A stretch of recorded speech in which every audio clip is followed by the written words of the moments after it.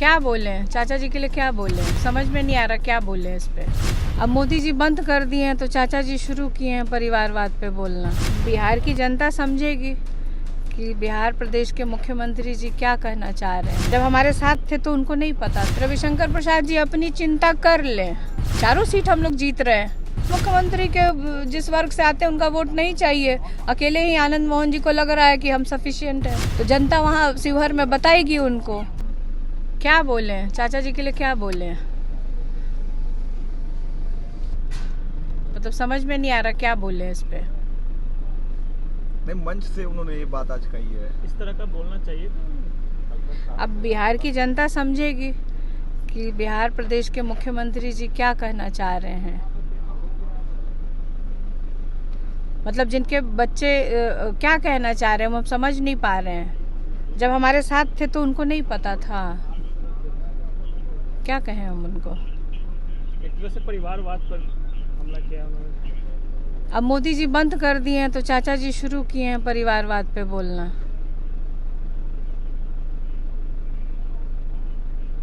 मंच साझा करने से भी बच रहे हैं मोदी जी और नीतीश जी एक स्टेज पे। ये तो खैर उनका अपना डिसीजन है। दोनों दल जेडीयू और भाजपा के लोग क्या कारण है तो ये तो मीडिया के लोग को पूछना चाहिए, दोनों दल के नेताओं से कि आखिर कारण क्या है। हम लोग को तो बहुत सारे कारण समझ में आ रहे हैं, लेकिन आप लोग उसको सार्वजनिक करिए कि आखिर कारण क्या है। क्या कहीं से उनको मतलब समझ में आ गया कि हम लोग कमज़ोर पड़ रहे हैं, बिहार की जनता साथ नहीं दे रही है, इसलिए लोग अलग अलग कर रहे हैं कि आप इधर करिए सभा, हम कहीं और करें। क्या है कारण तो यही लोग बताएंगे ना।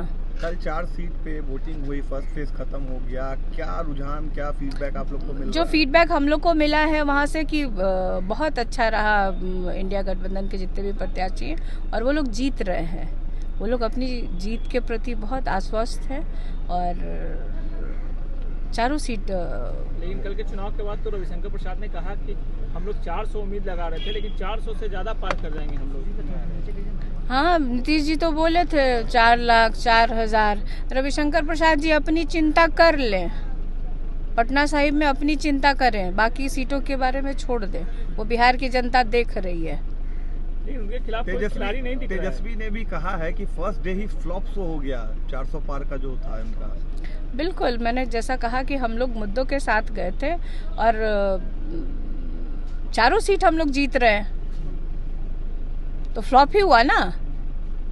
फर्स्ट डे फर्स्ट शो अगर सीटें खाली रह जा रही है तो ये फ्लॉप ही हुआ ना।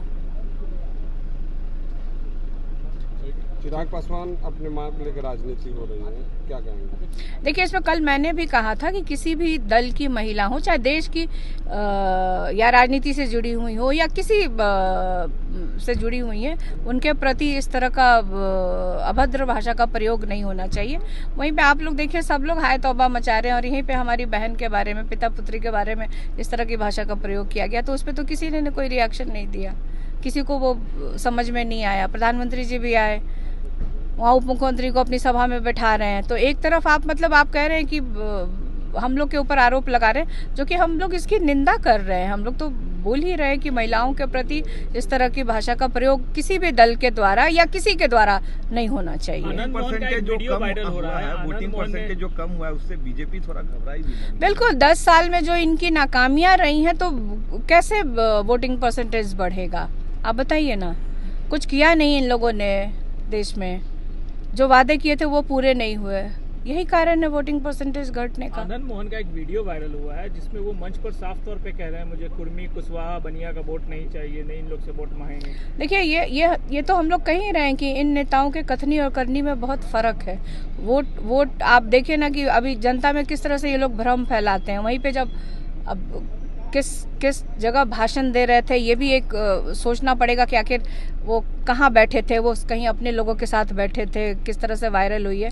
तो मैं यही कह रही हूँ कि प्रधानमंत्री जी घूम घूम के कह रहे हैं कि हमें सबका वोट चाहिए, सबका साथ और चाहिए, और वहीं पे उनके जो उम्मीदवार हैं जेडीयू के, वो इस तरह की उस वर्ग से आते हैं जिसका वो विरोध कर रहे हैं। तो शायद मुख्यमंत्री के जिस वर्ग से आते हैं उनका वोट नहीं चाहिए। अकेले ही आनंद मोहन जी को लग रहा है कि हम सफिशिएंट हैं, तो जनता वहाँ शिवहर में बताएगी उनको।